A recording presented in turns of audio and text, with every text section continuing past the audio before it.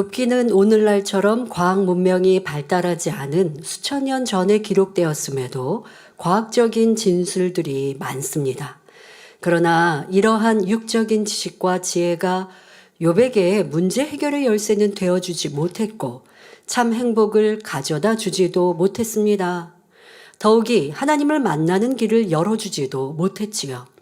그러므로 참된 지식을 안다는 것은 참으로 중요합니다. 우리가 알아야 할 참된 지식은 사람이 어디서 와서 어디로 가는가, 사람의 본분은 무엇인가, 어떻게 영생을 얻을 수 있는가에 대한 것입니다. 그러면 어떻게 해야 참된 지식을 얻을 수 있을까요? 잠언 1장 7절에 여호와를 경외하는 것이 지식의 근본이라고 말씀하셨으니 하나님을 경외하면 참된 지식을 얻게 됩니다. 또 잠언 9장 10절에 여호와를 경외하는 것이 지혜의 근본이요 거룩하신 자를 아는 것이 명철이니라 했으니 하나님을 경외하면 참된 지혜와 명철을 얻을 수 있습니다. 그러므로 오늘도 말씀을 통해 지식과 지혜의 근본이신 하나님을 만나고 체험하며 그분을 경외함으로 늘 형통한 삶을 영위하시기 바랍니다. 욥은 28장 전반부에서 은이나 금, 철, 동과 같은 광물은 산출되는 광산이 있기 때문에 사람이 그것을 채취하고 녹여서 여러 도구를 만든다고 설명했습니다. 그리고 이어서 다음과 같이 말합니다. 욥기 28장 12절 13절에 그러나 지혜는 어디서 얻으며 명철의 곳은 어디인고 그 값을 사람이 알지 못하나니 사람 사는 땅에서 찾을 수 없구나. 곧 금이나 은과 같은 광물은 광산에서 나는데 지혜와 명철은 어디에서 찾을 수 있는가? 세상에서는 참 지혜를 찾을 수 없으므로 사람들이 그 가치를 모르는구나. 이런 의미로 말하고 있습니다. 성도 여러분, 지혜와 명철은 어디에서 얻을 수 있을까요? 성경을 보면 지혜와 명철의 근본은 하나님이심을 알 수 있습니다. 욥은 세상 어디에서도 어느 누구에게서도 지혜를 찾을 수 없었기 때문에 결국 참된 지혜와 명철은 하나님께 있다는 사실을 말하고자 합니다. 이는 하나님을 높이고자 함이 아니라 자기가 옳다는 것을 친구들로 하여금 인정하게 만들고자 또 다시 작전을 쓰고 있는 것입니다. 욥이 그동안 온갖 지혜를 동원하여 친구들을 설득하며 변론해 보았지만 친구들은 전혀 받아들이지 않았습니다. 그래서 욥은 이제 잠시 변론을 쉬면서 지혜와 명철의 근원이 어디인지 반문하고 있는 것입니다. 사전을 보면 지혜란 사물의 이치를 빨리 깨닫고 사물을 정확하게 처리하는 정신적 능력이라 정의합니다. 그런데 영적인 의미의 지혜는 사람이 태어나 자라면서 보고 듣고 배운 지식을 적절히 활용하는 것을 말합니다. 자, 다음으로 명철의 사전적 의미는 총명하고 사리에 밝은 것을 말하고 영적으로는 길이 밝히 보이는 것을 말합니다. 하나님 말씀에는 우리 인생이 나아가야 할 길이 밝히 제시되어 있습니다.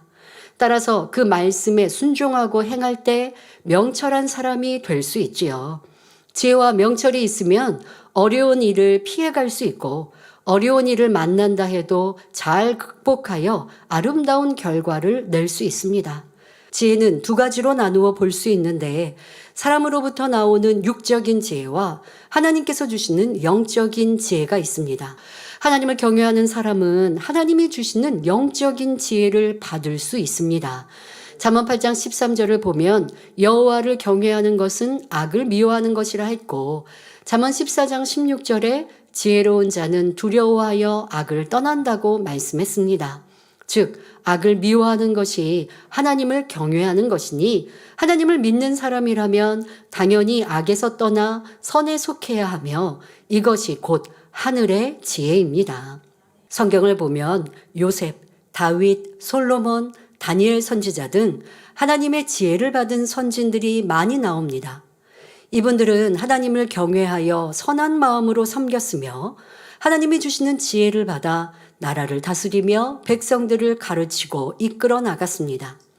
대표적으로 하나님께서 내 마음에 합한 사람이라 인정해 주셨던 다윗은 믿음의 지혜가 있었기에 어린 나이에도 불구하고 블레셋의 거인 장수 골리앗과 맞서 싸워 이겼습니다.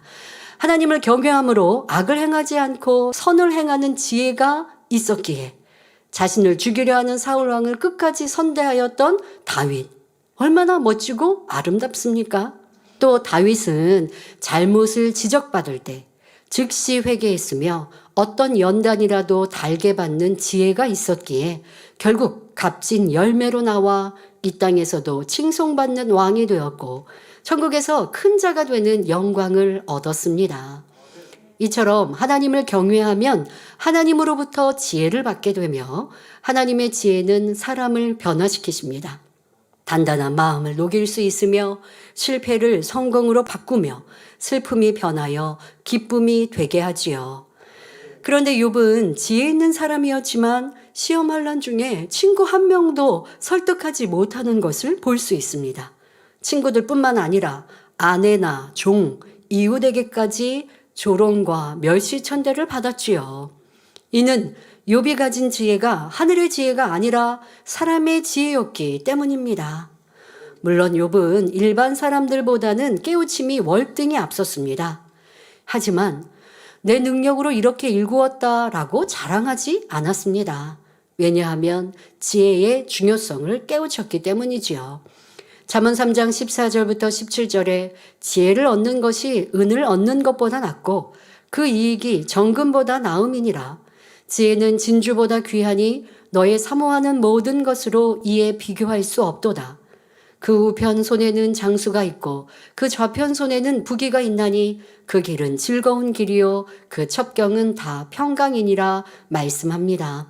오래 건강하게 사는 장수도 부귀도 즐거움과 평강도 모두 지혜 안에 들어있다는 말씀이지요. 이처럼 욥은 부와 명예, 권세보다 월등히 앞선 것이 바로 지혜이며 이 지혜 안에서 모든 것을 취할 수 있음을 깨우쳤던 것입니다. 욥의 친구들은 나름 지혜를 동원해서 욥을 질책하며 여러 말로 깨우쳐 주려 했지만 욥에게는 아무런 깨우침도 없었고 전혀 도움이 되지 않았습니다. 결국 욥은 내가 문제를 해결할 수 없는데 과연 어느 누가 해결할 수 있겠는가? 라고 생각했습니다. 이어지는 욥기 28장 14절에 깊은 물이 이르기를 내 속에 있지 아니하다 하며 바다가 이르기를 나와 함께 있지 아니하다 하느니라 했습니다. 깊은 바다 속에는 다양한 해양 생물들이 살아가며 휘몰아치는 파도는 강하고 신비로운 느낌까지 들게 합니다. 그러나 우리에게 놀라움과 신비감을 주며 그 깊이와 넓이를 헤아릴 수 없는 웅장한 바다라 해도 그 안에서 지혜를 찾을 수는 없습니다. 하늘로부터 오는 지혜는 학문으로도 살 수가 없고 돈이나 명예, 권세로도 살 수가 없습니다. 아무리 돈이 많아도 치료할 수 없는 질병이 많고 아무리 지식이 높고 명예, 권세가 있어도 자녀 문제, 인간관계 문제 등 해결할 수 없는 문제들이 너무나 많지요. 그러면 이 모든 것을 능가하는 참 지혜는 어디서 얻을 수 있을까요? 오직 마음에 이룬 믿음의 분량만으로 얻을 수 있습니다. 지혜의 근본은 하나님이시기 때문입니다. 욥은 연단을 받는 동안 문득 이러한 깨달음이 왔습니다. 처음에는 자신의 지혜로 친구들을 설득하는 것쯤은 쉽게 생각했지만 아무도 자기 말을 듣지 않았습니다. 자기 수하에 있던 종들까지 자기를 비웃고 떠났지요. 이러한 일을 되돌아보면서 과연 지혜는 어디서 오는가에 대해 궁구하게 되었습니다. 욥은 연단을 통해 깊이 궁구하며 오직 지혜의 근본은 하나님이시라는 것을 철저하게 깨우쳤던 것입니다. 이어지는 본문을 보면 욥이 지혜의 가치를 얼마나 높게 두는지를 알 수 있습니다. 욥기 28장 15절부터 18절에 정금으로도 바꿀 수 없고 은을 달아도 그 값을 당치 못하리니 오빌의 금이나 귀한 수만호나 남보석으로도 그 값을 당치 못하겠고 황금이나 유리라도 비교할 수 없고 정금 장식으로도 바꿀 수 없으며 산호나 수정으로도 말할 수 없나니 지혜의 값은 홍보석보다 귀하구나 말합니다. 욥은 사람이 귀하게 여기는 온갖 보석들을 나열하며 지혜와 비교하여 설명하고 있습니다. 자, 그런데 이런 귀한 보석들도 지혜와는 비교할 수가 없다는 것입니다. 그러므로 잠언 4장 7절에 지혜가 제일이니 지혜를 얻으라. 무릇 너의 얻은 것을 가져 명철을 얻을지니라 말씀합니다. 욥도 이러한 사실을 깨달았기 때문에 다시 한번 지혜의 가치와 중요성을 강조합니다. 욥기 28장 19절 20절에 구수의 황옥으로도 비교할 수 없고 순금으로도 그 값을 측량하지 못하리니 그런즉 지혜는 어디서 오며 명철의 곳은 어디인고 합니다. 다시 말해 아름다운 황옥이나 반짝반짝 빛나는 순금으로도 지혜의 값을 치르지 못하니 과연 지혜와 명철은 어디서 오는 것인가 하는 말입니다. 육의 지혜를 가진 사람은 위로부터 오는 선의 지혜를 가진 사람을 결코 따라올 수가 없습니다. 더욱이 마음을 영으로 일군 사람은 성령의 음성을 밝히 듣기 때문에 육의 지혜를 가진 사람에게 속지 않습니다.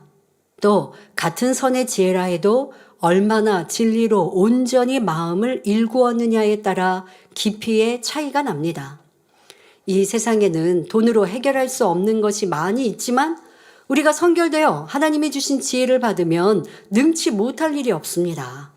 더구나 영혼을 구원하며 하나님의 나라와 의를 이루어가기 위해서는 반드시 하늘로부터 지혜를 받아야 합니다. 우리가 어떻게 해야 이 지혜를 받을 수 있을까요? 야고보서 1장 5절 6절에 너희 중에 누구든지 지혜가 부족하거든 모든 사람에게 후히 주시고 꾸짖지 아니하시는 하나님께 구하라. 그리하면 주시리라. 오직 믿음으로 구하고 조금도 의심하지 말라 말씀했습니다. 지혜의 근본 되시는 하나님께 구하되 오직 믿음으로 구해야 합니다. 하나님께서는 성경을 통해 지혜를 얻는 방법을 구체적으로 알려주셨습니다. 야고보서 3장 17절 18절에 오직 위로부터 난 지혜는 첫째 선결하고 다음에 화평하고 관용하고 양순하며 긍휼과 선한 열매가 가득하고 편벽과 거짓이 없나니 화평케 하는 자들은 화평으로 심어 의의 열매를 거두느니라 말씀하셨습니다. 우리 하나님은 빛이시요 오직 선 속에서만 역사 행하시는 분입니다. 그러니 우리가 하나님의 지혜를 받으려면 먼저는 악은 모양이라도 버리고 성결을 이루며 화평을 쫓아야 합니다. 또한 관용하여 자기의 것을 내어줄 수 있는 넉넉한 마음, 어질고 선한 양순의 마음을 이루며 긍휼히 여기고 편견과 거짓이 없는 진실한 마음을 이루어야 하죠. 그럴 때 하나님께서 진리의 마음을 주관하실 수 있습니다. 자, 이런 사람이 하나님께 지혜를 달라고 구하면 하나님의 깊은 것도 통달하시는 성령님이 마음 안에 있는 진리를 통해 역사하여 위로부터 지혜가 오는 것입니다. 그러므로 믿음의 선진들도 연단을 통해 진리의 마음이 되었을 때에 비로소 하늘의 지혜를 받아서 하나님 나라를 이루어 갔던 것을 볼 수 있습니다. 예를 들어 야곱은 성품이 간교했으며 자기 지혜를 의지하고 자기 방법대로 일을 이루어 가려는 사람이었습니다. 오직 하나님만을 의지하며 철저히 자기를 깨트려서 지렁이 같은 야곱이 되니 비로소 하나님께서는 그에게 복을 주시며 이스라엘이라는 새 이름을 주셨지요. 그러므로 고린도전서 3장 18절에 너희 중에 누구든지 이 세상에서 지혜 있는 줄로 생각하거든 미련한 자가 되어라. 그리하여야 지혜로운 자가 되리라 말씀하십니다. 내 생각만이 옳다는 틀을 가지고 있으면 하나님의 지혜가 들어올 틈이 없습니다. 그러니 진리에 위배되는 나의 생각과 이론을 깨트려 버려야 내 안에 진리가 임하고 하나님의 지혜가 임한다는 말씀입니다. 하나님의 지혜는 사람의 지혜를 초월합니다. 천지만물을 지으신 창조주 하나님의 지혜 앞에 피조물인 사람의 지혜가 얼마나 작은 것임을 깨닫고 인정할 때 지혜의 근본 되시는 하나님을 온전히 의지함으로 무한한 능력을 체험할 수 있습니다. 세상에서는 악하고 간교한 꾀도 지혜라 하지만 하나님께서는 이것을 오히려 미련하다 하십니다. 악한 꾀를 써서 얻은 열매는 하나님께서 지켜주시지 않으므로 순간에도 사라질 수 있기 때문입니다. 그러므로 크고 작은 모든 일 가운데 자신의 지혜와 능력을 의지하지 말고 하나님의 능력과 지혜를 구하여 가정이나 학교, 직장에서도 인정받고 하나님께 영광 돌리는 삶을 사시기를 주님의 이름으로 축원합니다.